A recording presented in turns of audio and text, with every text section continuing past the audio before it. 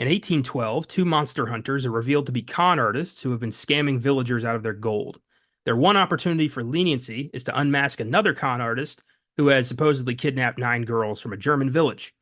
However, upon investigation, it is revealed that this one is no trick. A very real, very powerful evil is planning her resurrection, and the only ones standing in her way are the Brothers Grimm. I'm Connor Eyzaguirre, And I'm Mysia Pierce Lewis. and this is Filmgazm.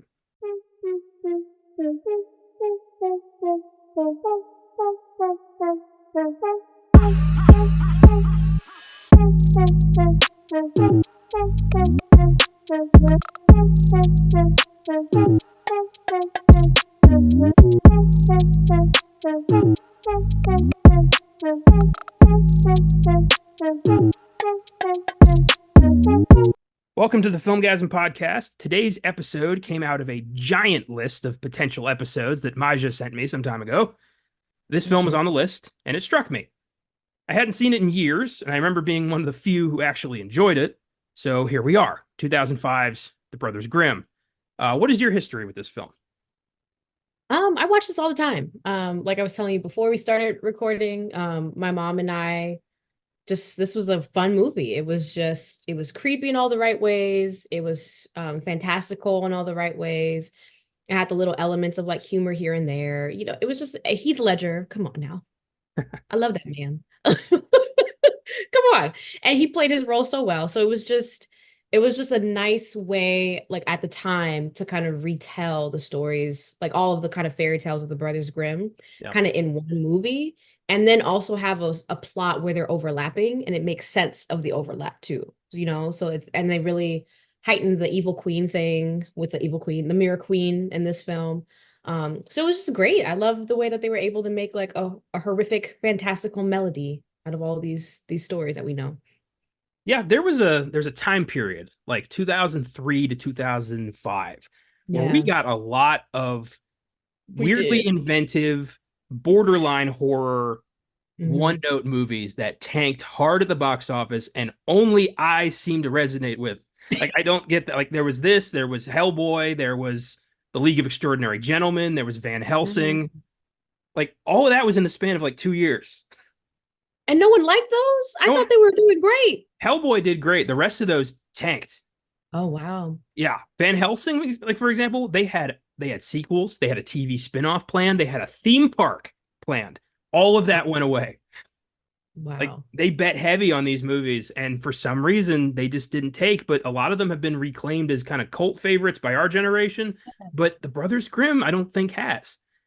Nobody's really talking about this movie anymore.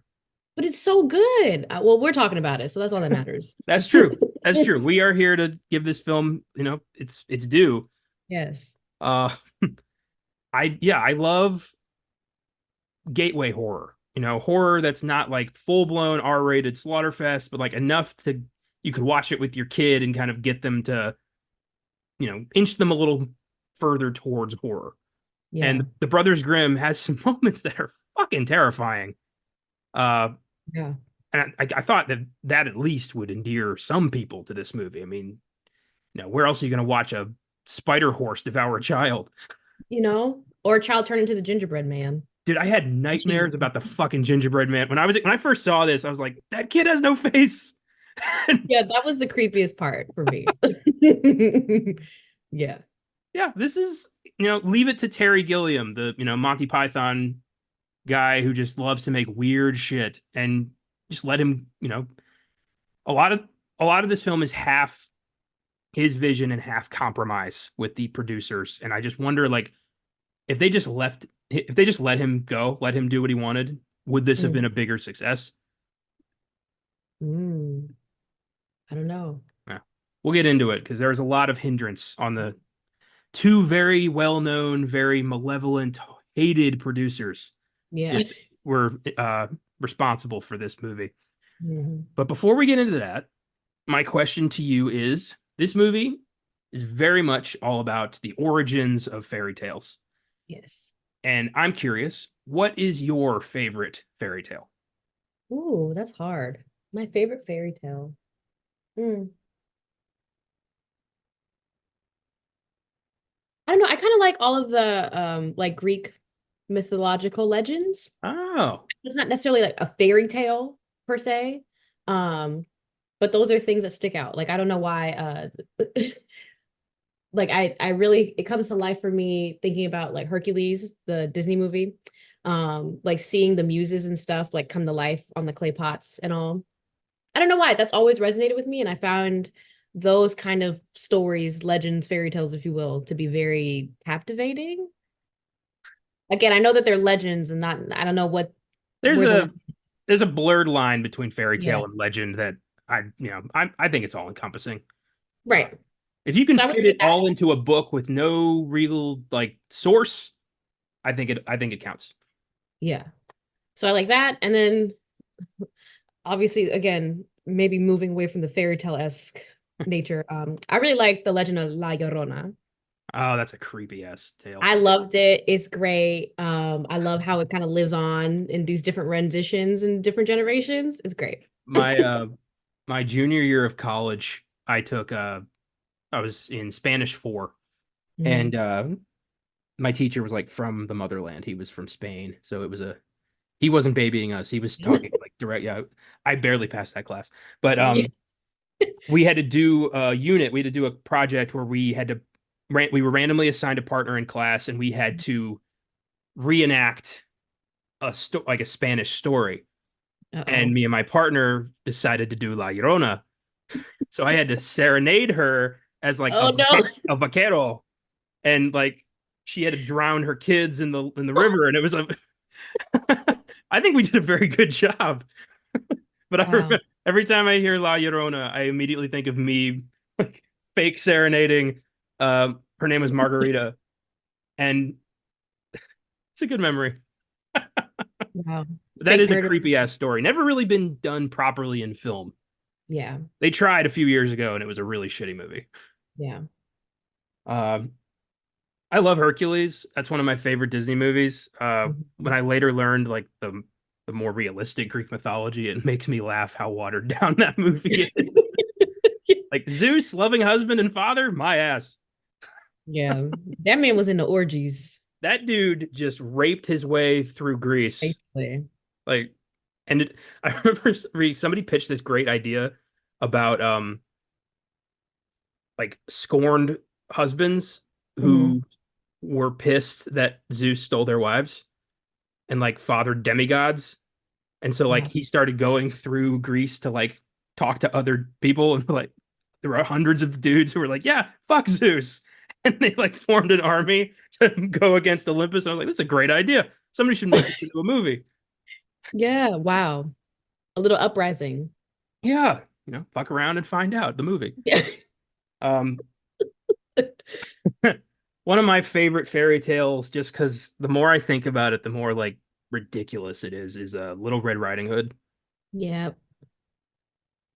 I would assume, no matter how old I am, if I walked into my grandmother's cottage and there was a wolf You wearing know, her clothes and trying to convince me to come hither, I'd be able to tell it was not my grandma. you know. But, I've never been in that situation, so I guess maybe not. I mean, it was, listen, Little Red was giving some Dora the Explorer energy. You know what I mean?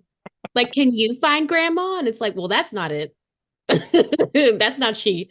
So, it's just little slow moments there. Yeah. I don't know either.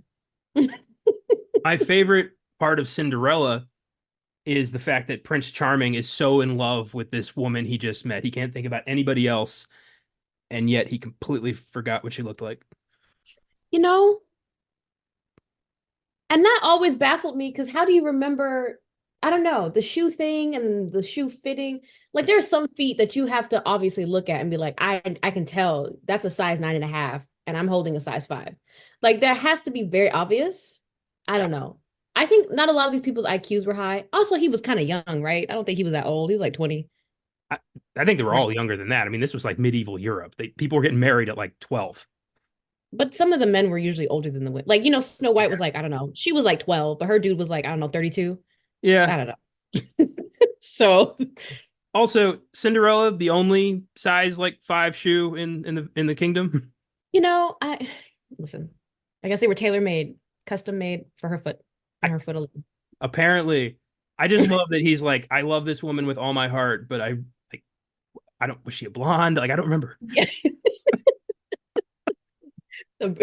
Was she brunette? I don't know if you know what love means, Prince.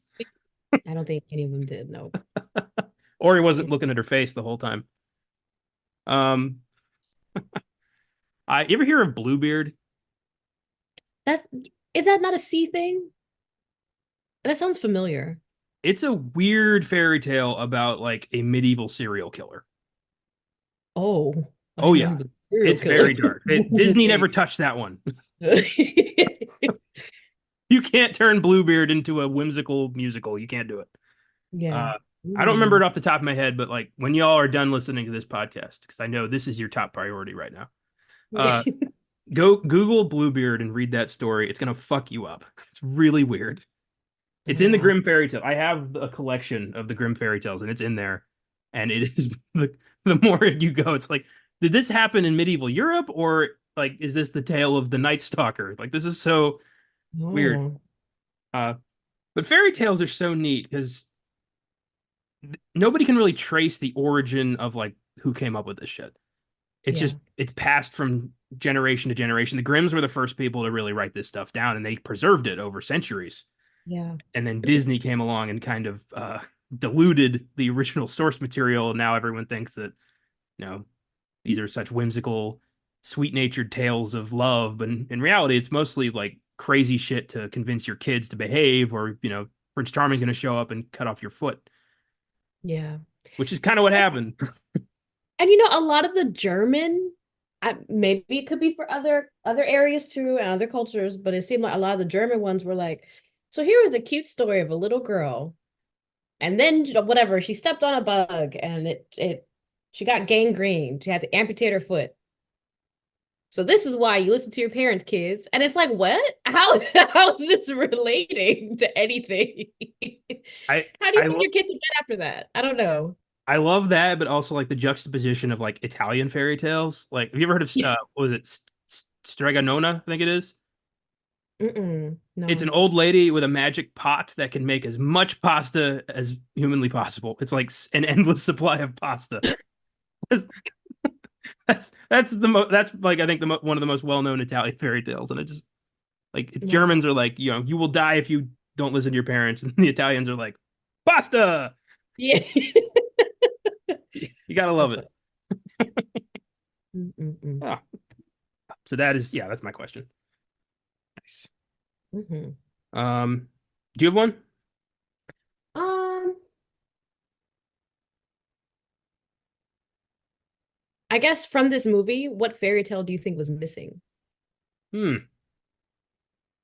interesting. Uh, I would have loved a little bit of Rumpelstiltskin. Ooh. I've always been Mm-hmm. intrigued by that story. It's such Mm-hmm. a creepy, like, hey, I'll help you out, but I'm gonna take your kid one day. And the person's like, all right, sure, yeah, why not? Yeah. I I think it would have been cool to include that. I don't know how they would have done that. I mean, they managed to weave together everything else. I'm sure if that had come up, it would have been interesting.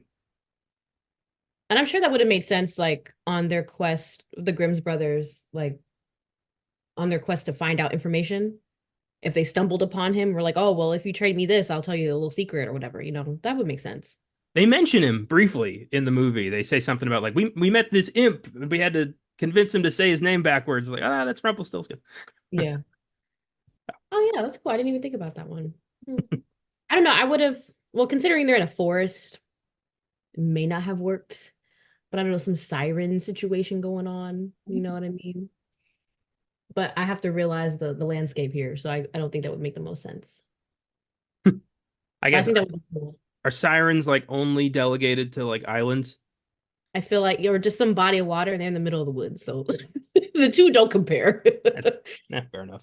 I feel like it would have been a cool addition. Yeah. Well, you know what? If this had been a hit, we might have gotten like a trilogy, and they could have gone to the Brothers Grimm could have gone to Greece and encountered Yeah. like how cool would that have been?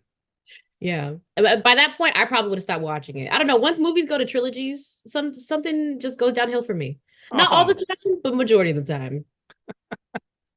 well, So, that's sad. I guess it mhm. depends on the, if you have a singular focused story that takes three movies to tell, it's usually pretty good. But if you can tell when something's half-assed and made in like a month because they had to meet demand, you can always tell. That's yeah.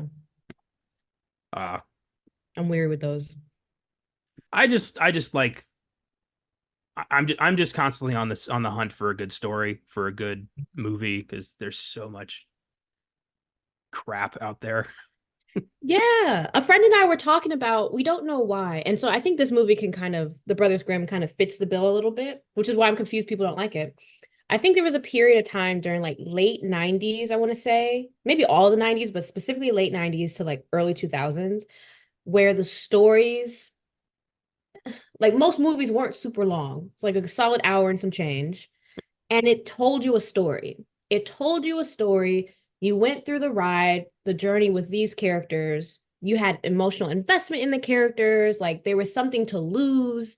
Like it was an actual, like, immersive experience with those movies. And then somehow along the way, I don't know, we've since trailed from that. And so it's very few and far in between where you can find a movie that encompasses all those things together and it makes sense and it's comprehensive and it's like, wow, and it's fun. Like it's really hard, at least for me, to find good movies like that now. I think what you're describing is the mid-tier blockbuster, which pretty much died when streaming showed up.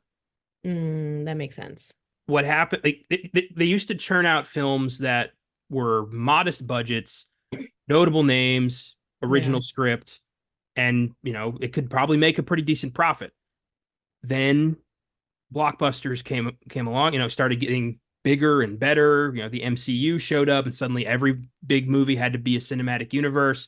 There are no more standalone hits anymore. And then pretty much in streaming assured that that kind of movie, the modest budget potential hit, isn't worth putting in the theaters. Because nowadays, if you don't hit a billion box office, you are a failure. Yeah. And so much is just thrown onto streaming services with as afterthoughts that some are discovered and thought to be pretty decent movies, but they never really got a chance. Yeah.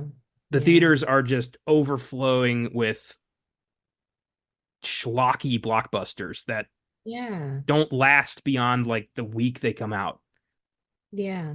No. There are exceptions, like Oppenheimer and Barbie last year were big exceptions, but Mhm. most of the time, like there's a like fucking seventh Transformers movie coming out in the fall.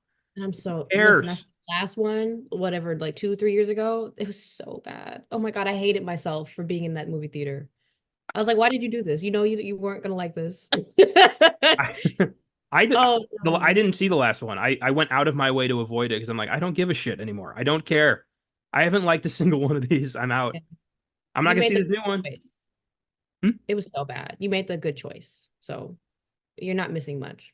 No, my time is valuable, and I have to be a little bit more selective about who gets a Yeah, piece of it.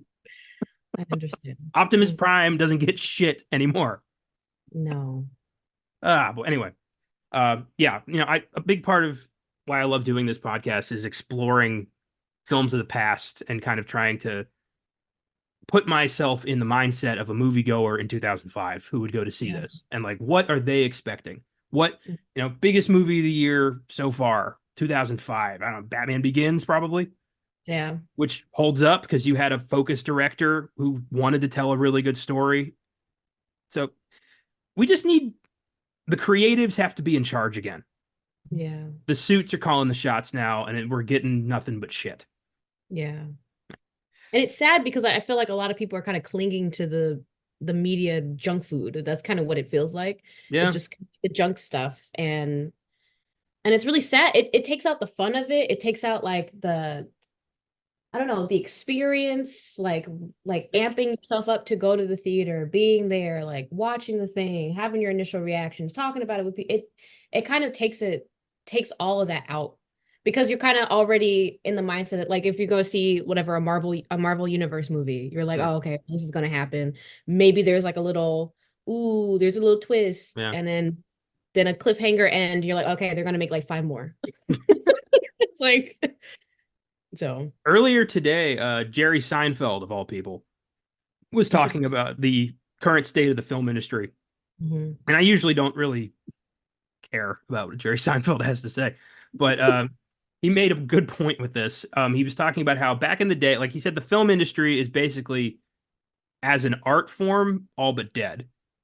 Mm. Because back in his day in the 90s, you'd go see a movie and you'd talk about it. You'd think Yeah. about it. You wouldn't just, be like, "Oh, cool," and then move on to the next one. He said going to the movies these days is basically like walking through a fire hose. You're just inundated with so much shit that you Mm. can't breathe, you can't focus. There's no more discourse anymore. Yeah. And I want to revive the discourse, or at least I want to try. Yeah. Yeah. It's it's frustrating. I love the products this industry creates for the most Mhm. part, but at some point you got to just accept that there's a problem here. Yeah. Yeah. Well, at least by doing this podcast, it's a bridgeway toward going back to that. You know what I mean? I certainly hope Harkening so. back to those roots. Yeah, for Yeah. sure. Um, so before we get into the film proper, I do want to talk a little bit about the actual Brothers Grimm Hmm. and their enormous contribution to fiction. Hmm. The real Jacob and Wilhelm Grimm were German academic scholars who collected folklore from various European villages and published the stories. And in real life, Jacob was actually the older brother, while Wilhelm was the sickly, younger, but outgoing one. And I have no idea why they swapped that in the movie. Like, just would it have been so hard to just call the other one Wilhelm and the other one Yeah. Jacob? Like, what? Uh, the two attended college at the University of Marburg, but were largely excluded because of their poor social status. They had no money. Oh Uh, wow. I don't think there actually was a sister who died when they were young. I don't think any of that happened. They did lose their father at an early age. Hmm. They studied medieval German literature, where they developed an interest in folklore, and the whole time through college, they're basically like the poor kids who have to go sit over there. Mm.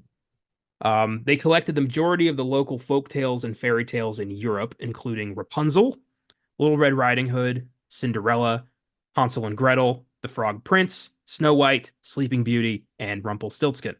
In total, they collected over 200 stories before their deaths. Wilhelm Wow. died in 1859 and then Jacob in 1863. So thank God these guys decided to go snooping around random European villages and listen to people tell weird stories. Because otherwise, Yeah. can you imagine where fiction would be today if we didn't have that foundation of fairy tales? Like, No, they make a majority of every story that we know. would Walt Disney Studios even exist? No, definitely not. I mean, other than like Mickey Mouse and Donald Duck and all those guys, Walt Disney Studios built their entire production Yeah. company on interpreting fairy Yeah. tales. Snow White. Yeah. Yeah. All of it. It's interesting. I mean, you can trace a lot of modern day storytelling back to those tales. I shudder to think what the world would look like today if the Grimm brothers had decided to be like chefs. I feel like, well, it would depend on who would do it, but I feel like if it weren't for the Brothers Grimm, I think we would just default to a lot of more native folklore and stories and fairy tales, which, to be honest, I would be kind of curious to see what life would be like, what Disney would be like if that was the forefront, aside from Hmm. like Brothers Grimm fairy tales, like German-based European fairy tales. Curious to know, like, oh, this is like ancient, I don't know, ancient Mexican whatever story. Like, I'd be curious. See, I don't now, sure. Yes. 1930s America? No way. Oh no, they would. Yeah, no, that's different. Yes, I true. mean, all of those stories they adapted, I'm sure that Walt was like, "Oh, what? You found this treasure trove of white stories? Yeah, of course, Will. There's our there's our $1 billion." Yeah, So, it's I don't know about that. We definitely be hesitant to adapt non-white story. We have been in the past. I mean, how long did it take to get a black Disney princess? Was it and 2009? she was a frog most of the movie, so we're not even going to talk about that one. That's yeah, see? They turned into a frog. Yeah. And then we had Pocahontas in 95 and that movie's a complete whitewash of absolute Yeah. white revisionist history bullshit. Because she was actually like 10, right? She was She was young. 10. She was kidnapped. She was forced to Yeah. marry him and bear his children. She had her name Yeah. changed. And also, uh, the conflict between white settlers and Native Americans in the United States did not end with a sudden, oh, No. we're not so different, you and a big ass handshake. That is not what happened. No, not at all. No, there was a lot more I like how genocide. delicately you said conflict. That was a nice I touch. was, I was trying to like, how do I minimize hundreds of years of genocide? Yeah. Yeah. Conflict. I like All those that. shenanigans, they led to, oh my God. Disney, love them and hate them at the same Hmm. time. It's hard to, they've given us so much amazing stories, but also they have fucked up quite a few times. They really have. Uh, but yeah, I'm glad these guys had the academic drive they had. I'm glad they didn't just, in 1800s Germany, they could have just been like, well, we're poor. I guess we're just poor. But they Yeah. wanted to better themselves. They wanted to do something. They wanted to explore storytelling of the time and record it. And, we still have all that. Hmm. They did not battle an ancient mirror demon queen in a German village, regrettably. That would have been pretty sweet. Um, my main source for production info is IMDb trivia and Wikipedia, as this film has largely been buried since 2005, and the Blu-ray I have has zero helpful bonus features.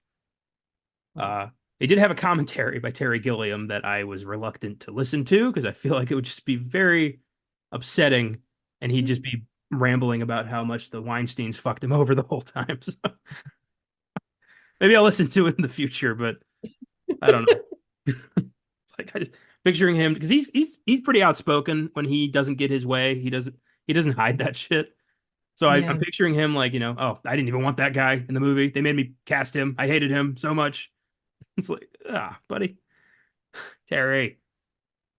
So Mhm. the film began life as a spec script by Aaron Kruger, and a spec script is basically like, I'm gonna write this script. I haven't been hired to write a script. I have no prior contract. I'm just gonna write this and try to sell it in Hollywood.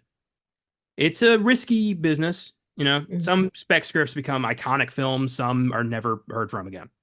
Mhm.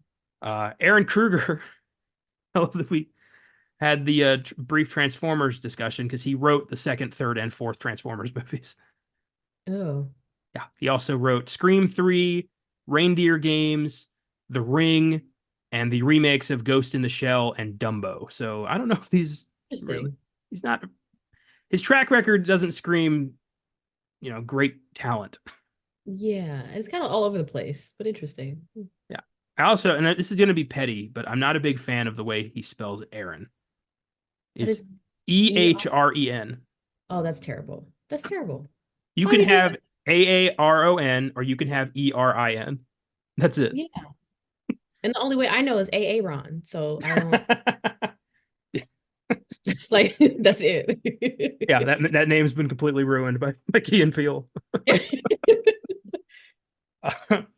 Kruger was able to sell his script to MGM in 2001. Soon after, Terry Gilliam signed on to direct and immediately began rewriting the script himself, along with his partner Tony Grisoni, because very rarely do big name filmmakers buy a script and then just leave the script. They always have to throw their 2 cents in. Usually they just completely rewrite it. Yeah. However, the Writers Guild of America refused to credit their rewrites, so Kruger ended up getting full writing credit anyway. Wow. Yeah, you can't just write whatever you want to write in Hollywood. If you have to be registered with the guild. You have to meet certain uh, criteria, and Gilliam didn't, but didn't give a fuck. So, then after that, MGM dropped out. They were like, we don't want it anymore. And production was taken over jointly by Summit Entertainment and Dimension Films. Mm, Dimension Films was owned by Bob and Harvey Weinstein, yikes. Hollywood's boogeymen. Yes. Oh yeah. At the time, everyone knew. No, just nobody did anything about it. Did anything, yeah. Throughout production, Gilliam would frequently clash on the film's details with the producers, Bob and Harvey, The clashes caused the film to be delayed by 10 months because you can't just tell a creative, hey, we're going to do it this way because they're going to be like, it's my movie, get out of here. And they'll be like, Yeah. no, it's our movie, you get out of here. And then no work gets done for 10 months. That's exhausting. Yeah. It can be over the slightest. It's usually never over something major. It's usually over some minor bullshit. Like my favorite petty director story was on the set of Gone Girl. David Fincher, who was shooting a scene with Ben Affleck, like in disguise. He had a baseball cap on, Mhm. and he was like, "Your character's from New York. I need you to wear a Yankees cap." And Ben Affleck said, "I will be." He basically said, "I'll be dead in the cold, cold ground before I wear a Yankees cap," because he's from Boston. Boston has a bit of a beef with the Yankees. The Red Sox and Yankees beef is kind of legendary. Mhm. It took a long time to reach a compromise over a fucking baseball cap because Fincher wouldn't just settle for like he couldn't just wear a blank cap. It had to be Yankees. And Affleck's like, I'm not wearing Yankees. They settled on a Mets cap. But like, who gives a shit? Just put a Yeah, hat over on. that's pretty petty. Yeah. Like, Jesus. I don't know who looks like the bigger asshole in that story. All of them. Yeah. They're all winners. Winners? I don't know about Winners in the losing game, that is. Let me specify. At the time of production, The Brothers Grimm was the most expensive film ever produced by Dimension Films, which is Oh, funny because it has a pretty modest budget of $75 million dollars yeah. at the time. That ballooned because production problems. I found Mhm. this funny. Terry Gilliam did not get a single one of his first draft picks for the cast. He had to settle across the board. That would piss me off too. Yeah. Uh, Yeah. the first choice for Will was Johnny Depp. Mm. However, and this is hilarious, Bob Weinstein didn't think Depp was commercially famous enough to put asses in theater seats. He was like, nah, he's a weird actor. We don't think he'll sell tickets. Shortly after production started, a little movie called Pirates of the Caribbean: The Curse of the Black Pearl came out, and Yeah. Johnny Depp was a household name. But at that point, there was nothing more they could do about it. Wait, but like, because this came out in 2005. Yeah, When did Sleepy Hollow come out? Like 98, right? Like late 90s. 99. Yeah, 99. He did amazing. Was that not a box office hit? Was it that movie not? was. Well, So, he'd worked with Burton a few times. You know, Edward Scissorhands was a good yeah. was a hit. Ed Wood was a hit. Sleepy Hollow, but the Weinstein's wanted like at the time. Depp was not a huge star. He was a reliable actor, but he was not a superstar yet. They wanted a superstar. I guess, but I mean, that was a really bad call. It I mean, if was. he already has a track record of those kinds of films, which are definitely in line with this type of fantasy, mild horror situation, like I It makes perfect sense for Johnny Ooh, Depp to be in this this movie. It bad. really does.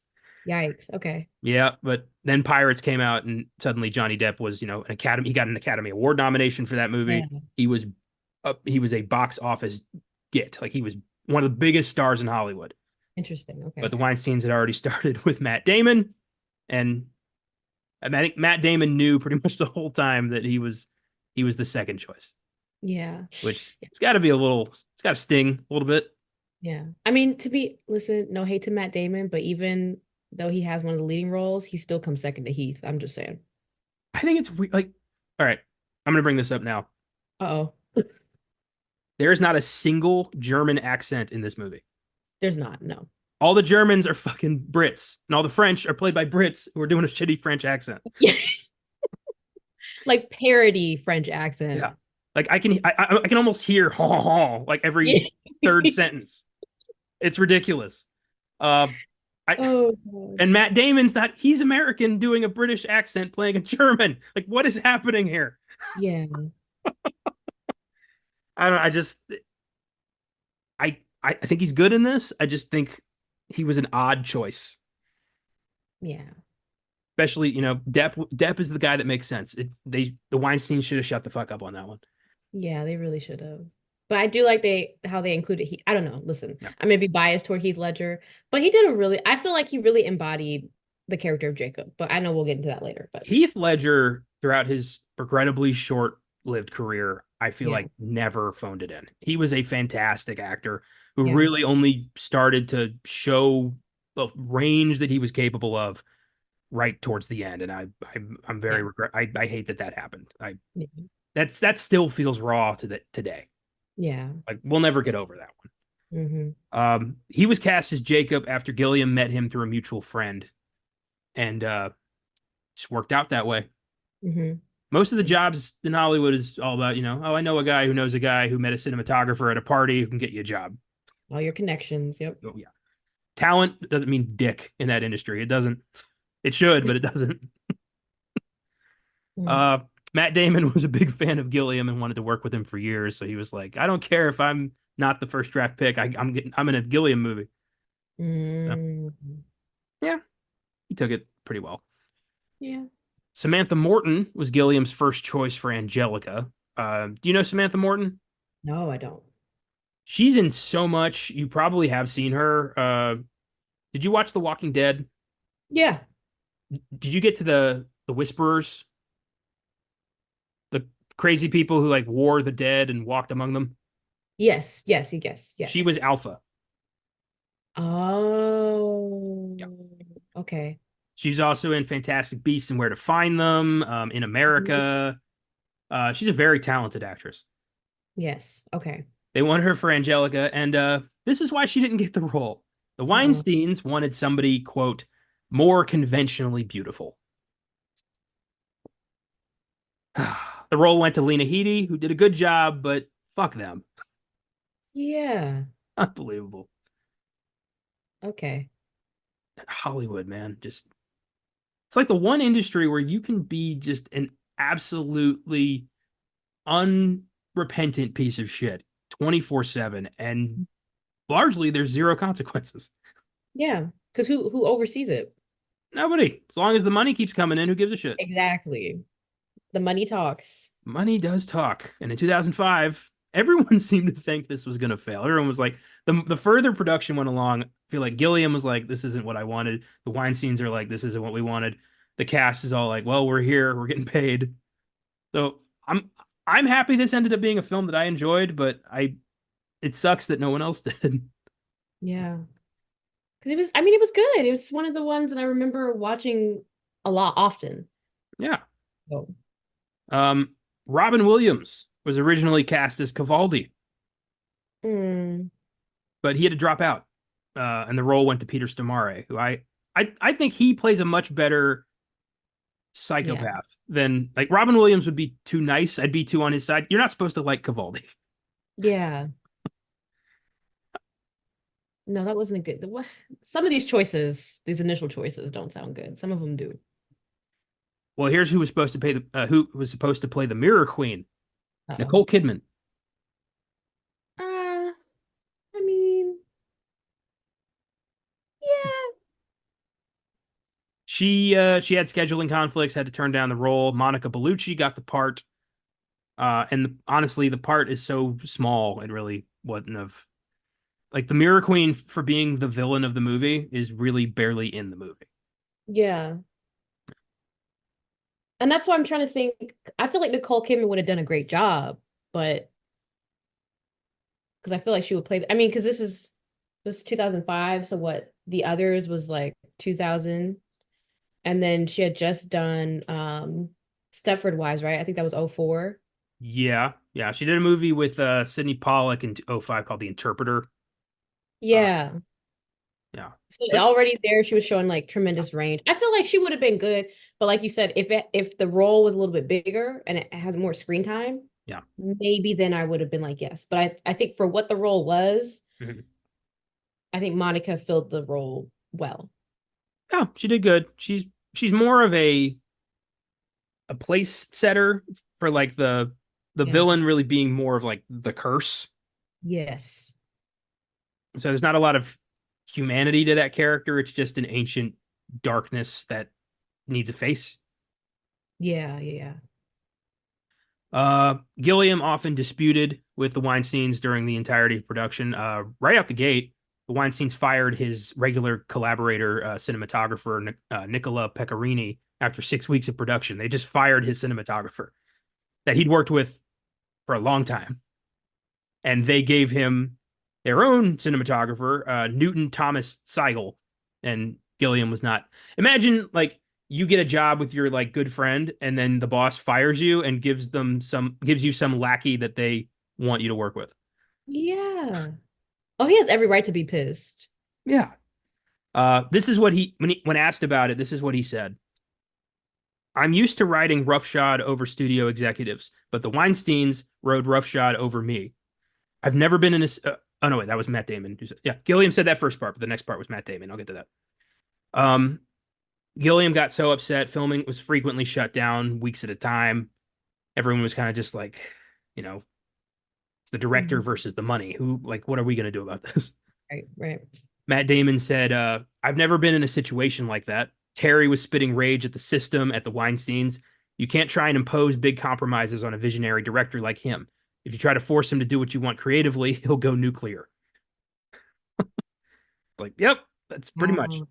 Uh, the feud was eventually settled. Bob Weinstein would later say the whole thing was blown out of proportion by the press, which I'm Hmm. calling bullshit on that, considering their reputation. Hmm. Gilliam said in retrospect about the film, it's not the film they wanted, and it's not quite the film I wanted. It's the film that's a result of two groups of people who aren't working well together. I mean, that's a fair call. You you're making a movie, a fictional like a fictional account of the origins of fairy tales. You put it in the hands of Terry Gilliam, probably the most perfect filmmaker to make that movie, and you Yeah, just fuck him the whole time. Every decision he makes, you monitor it to hell. You make sure he knows he's not in charge. yeah. That's What were just a power they? play at that point. It's a power play straight up. Like, what were they expecting? Were they expecting this to end up like some like amazing hit? When you when you fuck with the director the whole time, this is what you get. You get a troubled production and a lukewarm movie that nobody remembers. Yeah. Which is unfortunate because I think such a good premise, a lot of good promise, especially in talking about what could have been the actors and stuff that could have been in these roles, the way some scenes could have gone, like it could have been even bigger than what it was. It could have. I wonder if Gilliam's intent was to go like full horror with it. And that was what the Weinsteins pushed back on because that Mm-hmm. happens a lot. I think even Horror, a full horror would have been really yeah. good. For some reason, despite so much evidence to the contrary, there are studios out there who consistently try to convince people that horror is not profitable, that horror does not make money. And that's And complete. I don't understand why, because I mean, well, maybe these aren't the best examples, but I can just think of like these huge franchises like Final Destination, Saw. Again, granted, not all of them are successful at all, which I understand why, but usually the first few have been pretty good. And I know a lot, it had a lot of acclaim, just like with whatever my peers and stuff, family members, like really into these movies. No. So I'm kind of confused as to why it's kind of seen like as a, I don't know, kind of the not profitable genre, especially after seeing Talk to Me last year, 2 years ago, last year. Last year. Yeah. Yeah, so after Talk to Me, I mean, and those weren't big name directors and producers and stuff who made that. It was like YouTubers. It was. Yeah. Let's look at that. Let's look at Talk to Me's box office here. Talk to Me on a budget of $4.5 million made 92 million worldwide. Jeez. Saw 10, Saw X or Sawx as I've been calling it, uh, $13 million budget, 111 million box office. Horror is the most profitable genre in the business. You know why? It's cheap to make and it almost always makes its money back. Yeah. People like to be scared or like they're interested in stuff Yeah. that's scary or like that, Well, I don't know, amplify some factor in them. Like, horror's creative. It you yeah, gotta get inventive to make shit like this. You can't yeah, really. The lazy horror movies are failures, just like the lazy action movies are failures. The lazy yeah, romance movies are failures. Lazy is failure. yeah, And it really boils down to like if we can't sell it to kids, we can't sell it. which is bullshit. Like, not every movie has to be for children. Yeah. So I think that the Brothers Grimm was held back largely because the Weinsteins saw this as a family film and Gilliam did not. Mm, Yeah. it's unfortunate. Despite a tumultuous production that left pretty much everybody unhappy, the film ended up being a modest success, grossed 100 million on a budget of 88 million. So it made about 12 million bucks, which is okay. I'm going to take that back. It was not a hit. Oh, It did not do well. It made over its budget, but not enough to justify all they went through. yeah.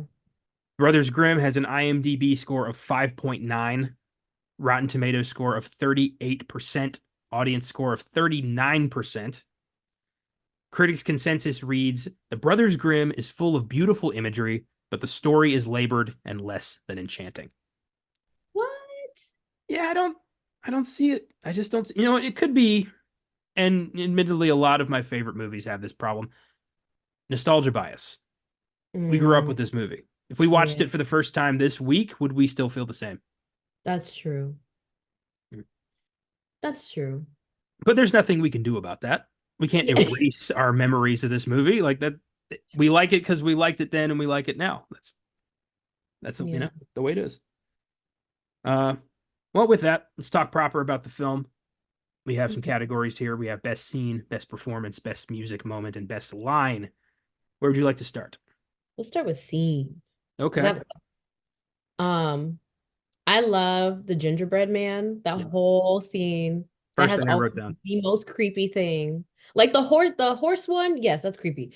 That gingerbread little thing, like sucks her face off and is in running after her with her face. That's creepy. That bothered me a lot. It's a very, and just like the slimy sludginess, it gives you like the Thing vibes, and it's Yeah. just, oh, it's creepy. And then it just consumes her. Like no matter how hard they tried to save this girl, like the Thing just sucks her from inside the house, blasts her through the door, and just eats her. So I love that scene. I don't know what all they did at the time, like with their CGI stuff and some of their graphic department and team to make that happen, but I liked it. It was creepy, and it was creepy enough, but kiddish enough. You know what I mean? So it wasn't like terribly horrific to watch because it was kind of silly in some ways, but just creepy enough. There's something so much like more scary about the innocent side of things with that shit. Like Yeah. sometimes I just want a monster to burst through the door and kill everybody. Mm-hmm. That's not as scary as a weird little bouncy thing following a faceless child. He just skipping through the little mud.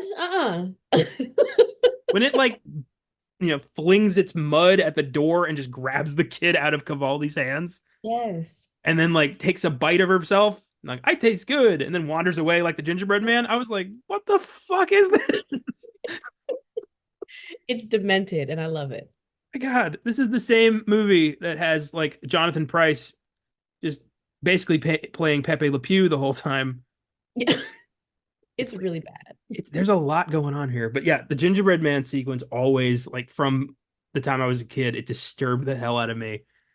Mhm. Just like Sasha like getting up and like wiping the mud off her face and realizing there's no face, No but like face. not taking it pretty good. I gotta say, she's like, oh, I gotta go home. I, Just going in circles. how are you not screaming violently and like thrashing around? Well, I feel like she was doing the best she could considering she had no mouth and nose and eyes. I do love that that is also the moment where Cavaldi realizes like, oh shit, this is real. Yeah. And he immediately changes allegiances and it's like, we have to save these kids, Hmm. which I Hmm. like. I like how Hmm. flip floppy that weird Italian is. Yeah. And I think that's probably another reason why I like the scene is because that was like the central piece of everyone realizing collectively, like, oh, this is real. Like everybody. It is Uh, interesting how like throughout the movie, the Mirror Queen's like huntsman and all that has been kind of like secretive and mhm. everything's kind of explainable. But at this point, she's like, fuck it, just mudball the kid and we'll deal with it later. Witnesses be damned. Yeah. Mm. Oh, ugh. So definitely that one. I would say the magic mirror scenes too, because I thought it was a nice play on like the evil queen, the Snow White story and stuff. Yeah. Whereas it's kind of like this different kind of realm and world that exists solely within the mirror, and it also like messes with your perception of reality. I like that they were able to play harp on that a little bit more. So I thought that was fun. So whenever those scenes came up, it was fun. And then I actually like the part where Will gets stabbed by the little enchanted dagger. Mm. Because again, I think maybe it's a nostalgia bias, like you said, but it plays on the element of movies from that time frame where there was this like high stakes feeling that you got from whoever the protagonists were. So it's like it's either me or you, and like I don't want to lose you, but also I don't want it to be mean. So it's like who's gonna be the person? Like who's is this thing gonna happen to? Who's gonna get harmed? Like I don't want either of them to get hurt, but like how's this gonna go? So I liked that. It created tension, and then it played on the emotions of the audience member that, like who were building relationships with these characters along the way. So I like that. The Mhm. movie thing, it's almost like back in '05 or like, when we were kids, it was like we found, like there was a restaurant that had the best food. And every time Mhm. you went there, it was something different. It was creative. It was awesome. It was memorable. And now that restaurant's still there, but everything is microwaved. Yep. And we all were like, oh, this place used to be so good. Remember how Mhm. awesome this place was when we were kids? And we keep going there, hoping the next meal is going to be like, oh, they figured it out. They're back. But they never are. It's worse. Yeah. But we can't stop going because it's the only restaurant in our neighborhood. Yep. That's what it feels like. Yeah. But then there's all these like awesome food trucks that have like really cool shit. And those are the independent films. And I'm like, let's start going there. Yeah. I've never been disappointed there. Why am I still going to the freaking Chili's when there's all these? I don't know. Oh no, not Chili's. Oh, wait a minute. I I'm haven't seen a Chili's personally in a long I, time. I live in an area with not a lot of options, and like I'm getting kind of tired of Chili's. That's coming from a deep personal place. Uh, I all right. So yeah, I have the gingerbread man scene. There's Uh-huh. this one bit that had me really laughing. It's early on when the brothers and Cavaldi get to the village, and this old lady wanders up to the door with an apple, and it's like the Snow White, old lady, and she's like trying to give Cavaldi an apple, and he's just like and like chases her away, like get away from me. And then the scene continues. They never bring her up again. It's never mentioned. That the way that went down just really made me laugh. Um, I love when Cavaldi refuses to execute the brothers and Mm, tells De La Tombe that he's gonna resign, and he just shoots him immediately. that's so bad. I really hate these accents. Ugh. It reminds, I know it's slightly off topic, but it reminds me when I was taking French in college, one of my professors, it was so bad. Oh my God. And he's not even like French, he's like from the Congo originally. So like, so anyway, it was a whole thing. So, we were doing our little lesson or whatever, and he was so animated the way that he would talk. And I'm like, I'm telling you, people don't talk like this normally. And I know as for sure, okay, that the French don't talk this way. So he was like, no, no, no. When you say we, you have to say it like we. And I was like, I am going to get hit by somebody. If I ever walked up to anybody in France and greeted them or said something like that to them, they would look at me like I had three heads. And I told him in class, I said, absolutely not. I'm not saying that. That's how Yeah, you say it normally. you're right. You're completely right because that would He was be setting me up. I don't know what for, why. I don't know what I did to him, but that was uncalled for. yeah. That's hilarious. Like I'm picturing you on like vacation in Paris and like trying to ask somebody directions and doing this like Yeah. merci, like a giant We animated, and like, they're just looking at you oh, like fucking Americans. right. Like, does she need to be in a mental institution? I It- uh I had a mm. similar experience with a class I took once because I was like, I'm not dealing with this guy. It was a Shakespeare class. He was the Uh-oh. only person who taught Shakespeare at Texas State at the time. Uh-oh. I managed to finagle my way into a Dante class that satisfied the same requirement because I was not going to deal. No, this Mm. guy spoke every sentence like he was reciting Shakespeare. And he No. was so animated about the whole thing. And I was like, within 2 minutes, I was like, fuck this dude. Are you serious? He was this like 5'4", like stocky bald dude who literally Mm. said the word actor. He never said actor. He said Oh, actor like 7 times. no. And I was like, you are the most obnoxious person I've ever encountered. Yeah. I cannot do a semester listening to this shit. I can't do it. No. He needs to be at a Renaissance fair, not No. teaching a class. Well, he also like was head of the theater of like the Globe Theater troupe where they would like do Shakespeare, and he was I could tell like being directed by this guy has got to be hell. You know, Yeah. emote. God, can we Show your all? feelings. Yeah, It's like, okay, dude, relax. can we all act like we're on planet Earth, not at the globe, like not in 15th century London performing for the Yeah. Queen? Can we not? Yikes. Oh my God. Anyway, Anyway, yeah, animated teachers, like calm the fuck down. yeah. Um, and then I have where the French show up and burn the forest. Uh, Of course you do. yeah, it's he's such like I love Jonathan Pryce. I think he's a great actor. He is terrible in this movie. He is so like over the top evil. And Yeah. when I first saw this in when I was a kid, I thought he was Napoleon. But that makes sense though. Right? Yeah, that's not stupid, right? Yeah. Yeah. Yeah. I guess when they introduced him, I couldn't understand what they were saying, so I just assumed he was Napoleon. He looked, he was wearing the uniform. That's true. All he didn't have was the hat. That's very true. It's the shitty accents. You just Oh. couldn't hear that. But yeah, when he's just like sitting there watching, I mean, he's a fucking sadist. I mean, he shows up with their friends' heads in baskets, Yeah. you know, Yeah, that's and evil. then Bert tries to burn them alive. Yeah, that whole sequence when like they finally get the general is very satisfying. Mm-hmm. Mm-hmm. And then let's talk about the spider horse, the other super creepy scene in this Mm-hmm. movie. Um, that kid just walking up to this clearly messed up horse. Yes. Uh, but then like petting the horse and like webs and shit on her hands. Like it was so freaky. And the horse, like with the big belly, just galloping away. Like, oh God, horseplay. Mm. Uh, Isn't there a disease? I just learned about this today, actually, and I forget the name of it. It's a disease that I assume only affects deer.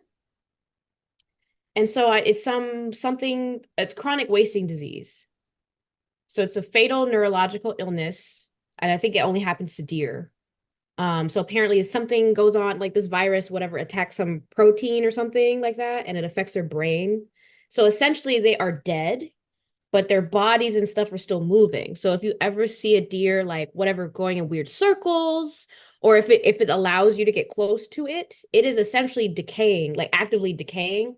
But the disease in its brain, it's affecting the whatever neurological things there, which is still allowing it to move, but it will eventually die. so you're telling me zombie deer are a thing? Yeah, basically. That's the scariest shit I've ever heard in my life. Basically. And apparently the virus survives even like a year later after that. So like let's say the deer was at a pond and like it's been a year, the virus could still survive throughout that 365 days. So if another unsuspecting deer drinks from that pond, they could also get infected too. Or if they swap saliva, if pee, whatever kind of bodily fluids are swapped in any kind of way, they're also infected. I mean, you know, That's what this reminded me of. COVID was a disease that jumped from animal to human. Yeah. So there is precedent for that shit. So maybe we should all stop touching deer. Yeah. Just avoid them at all costs. I don't want the next plague to be the fucking zombie deer virus that wipes out everything. I'd rather not. Yeah. Yeah, it said it's a fatal disease that affects the brain, spinal cord, and many other tissues of the farmed and free-ranging deer, elk, and moose. Anything with antlers. That's absolutely terrifying. I wish I didn't know that. Oh, I'm sorry. Well, There are a ton well, of deer over here. Oh boy. that's the vibes that the horse was giving me. Was like, Yeah. obviously, this horse is sick, and you shouldn't go near it, but you insisted. And then when you saw the webs, you still thought it was a good idea to try it again. I don't know. Interesting choices people make.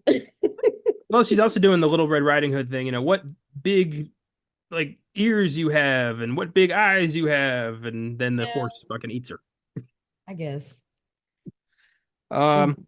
performance. Who, in your opinion, wins the movie? I think I know who you're gonna go with I here. love me some Heath. I'm sorry.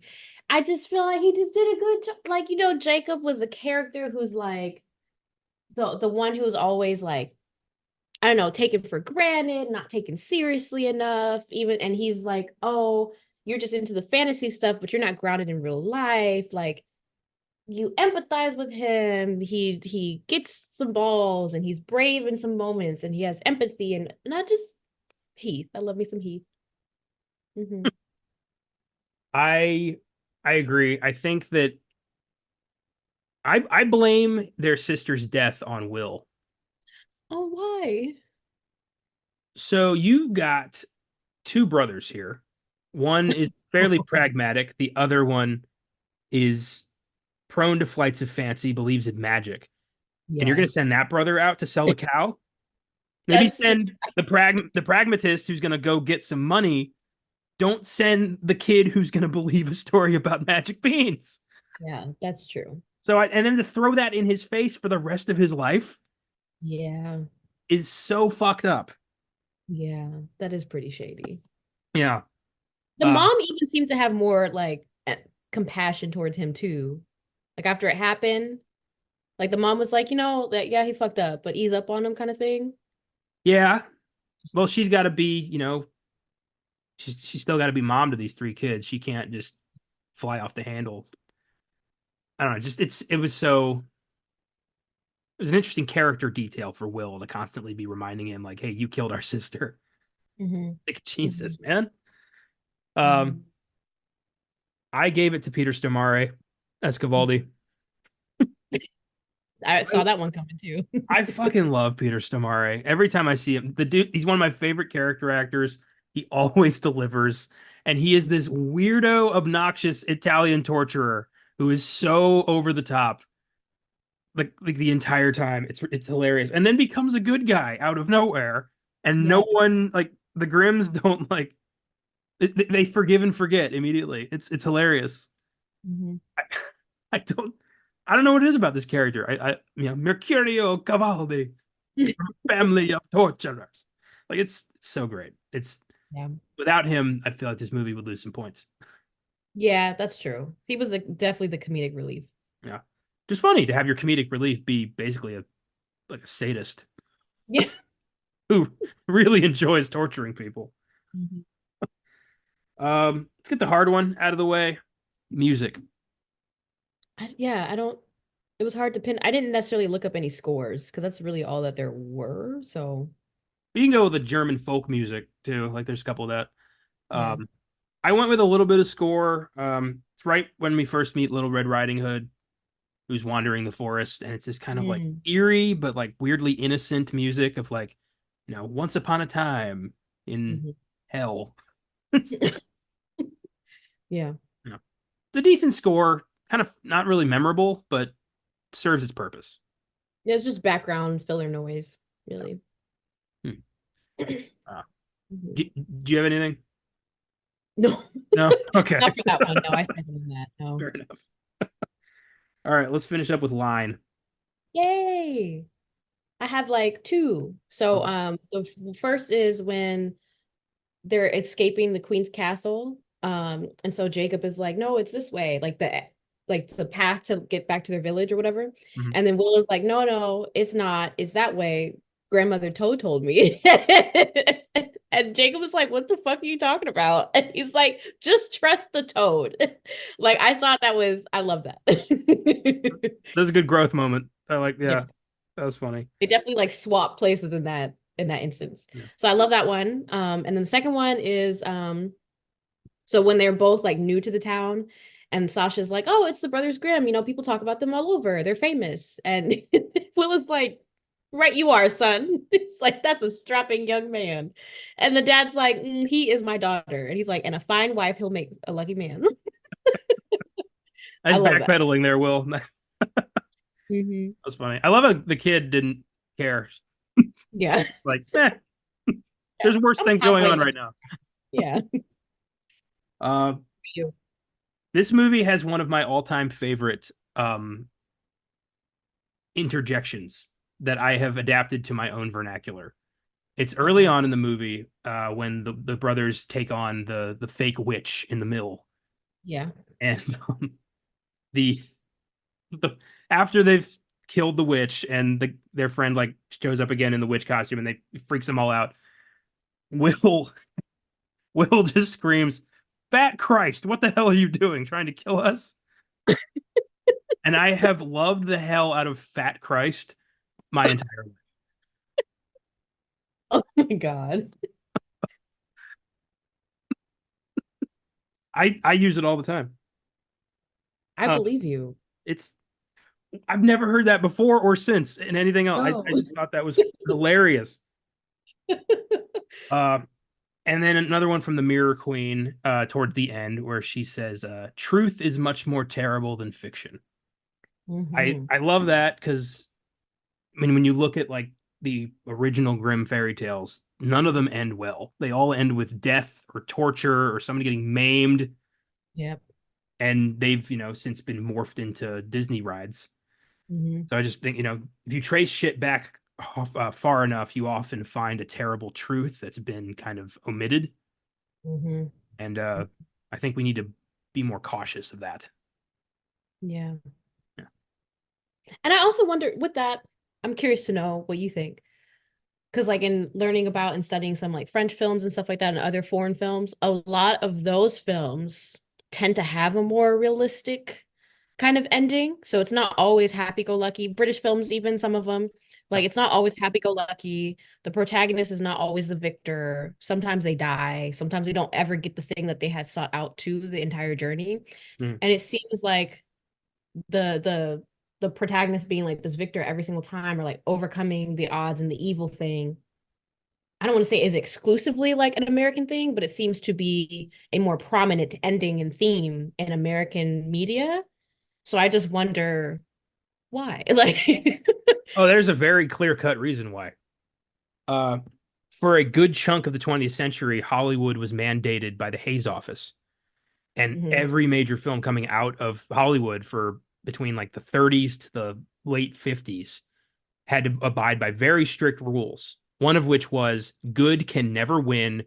I mean, good, no, that would be terrible. Good always has to win. mhm. Evil can never triumph. No homosexual relationships, no interracial relationships.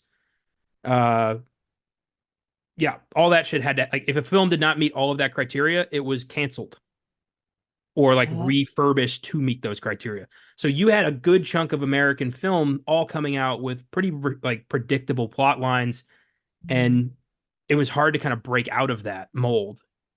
Uh, in the '60s, you had more experimental filmmakers doing more counterculture shit, stuff like Easy Rider and like things. Rosemary's Baby. Hmm? Rosemary's Baby. Yeah, Rosemary's Baby, stuff that was unconventional and Mhm. didn't end in, oh, the good guy wins and riding off into the sunset. But you still have that big time because that sells tickets. Some people go to film for, comfort, for Mhm. something reliable, especially during, tumultuous times in American history. Yeah. It doesn't happen all the time, but it does happen a lot. And to this day, it still happens. Yeah. Uh, yeah, it really comes down to, who's making the movie Mhm. Mhm. or who's paying Interesting. for the movie, really. Right. Interesting. Hmm. Mhm. I've watched a lot of those movies during the Hayes era, and yeah, most of them suck. Most of them are very cut and dry, boring, boilerplate movies. But there are a few that found very creative ways to get around the Hayes office by like subtext and being a little bit more creative. Like Mhm. the Maltese Falcon, the main villains are a gay couple, but it's never explicitly stated. But if you are paying attention, you can catch little moments where they are basically describing their relationship, but it's never overt or the movie would have been canned. Mm. So if you're creative enough, you can find a way to subvert that, and those are the best movies. Those are the ones that have stuck around. Interesting. Okay. Oh yeah. Um, yeah, that's all I've got for my categories. Anything else you want to shout out before we move on? Um, no, I think I'm trying to think of other parts of the movie that stood out. I just like the whole film, to be honest. It's just one of those, like it itself to me has been like one of the go-to fairy tale movies because it encompasses so many other fairy tale movies. Yeah. So it's like my one-stop shop for all those doses of those stories. So that's why it's a really memorable thing for me. Nice. Yeah, for me, it's a weirdo, Hmm. really creepy Gilliam Yeah. movie that I feel got overlooked by a lot of production problems. Uh, Yep. one last thing I want to shout. I love when Jacob decides to bungee jump his way from the tower by grabbing onto that lady's hair and just ripping it right out of her head. You imagine losing 50 feet of hair at once? Oh, and just that one side of her scalp too. I Golly. love that, like, this ancient demon queen is like, fuck. Oh God, yeah. Oh, all right. Well, with Good that, movie. let's take a look at what the people on Letterboxd have to say on our final segment. What's in the box? What's in the fucking box? Give me the gun. The Brothers Grimm has a 2.7 out of 5. Pretty shitty. Uh, No. it's got its fans, but not a lot of them. Yeah. I've got 4 reviews here that made me laugh. I hope they can make you laugh too. This first one's from Old Blood. Oh my God. I just realized that this was the movie that I was confusing with Lord of the Rings when I was in second grade. I was so convinced that this was Lord of the Rings. I got confused when people didn't remember the mud boy that came out of the well and that there were only 2 humans in the adventure. I don't know what fucking made me believe this was Lord of the Rings. 7-year-old me really thought this was it. This is my favorite part. It is not, though. Well, I'm glad he came to that conclusion. I love that you tell us, like, oh, by the way, in case you didn't notice, it's not Lord of the Not. Rings. How did he even? It literally has a different title. Anyway, listen, not smart choices. How many years was he telling people about that weird part in Lord of the Rings where a mud And maybe ball ate the little girl? like, They were like, "What the hell are you smoking? That didn't happen." oh, Oh, I love dumb people. I really do. This next one's from Aubrey. mhm. Jake really sold the family cow for fucking beans. LMAO, dumbass bitch. 3.5 stars.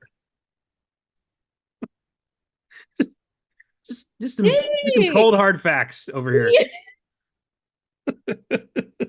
Still a good movie golly. though. He was a child. That's trifling. Anyway. This one's from Will H 23. What the actual fuck? I have no words. Then he gives us words, which is kind of funny. I feel as if I have been sitting on this sofa for 24 hours in a row while someone has been fisting magic mushrooms into my ass. That's the only way to describe this film.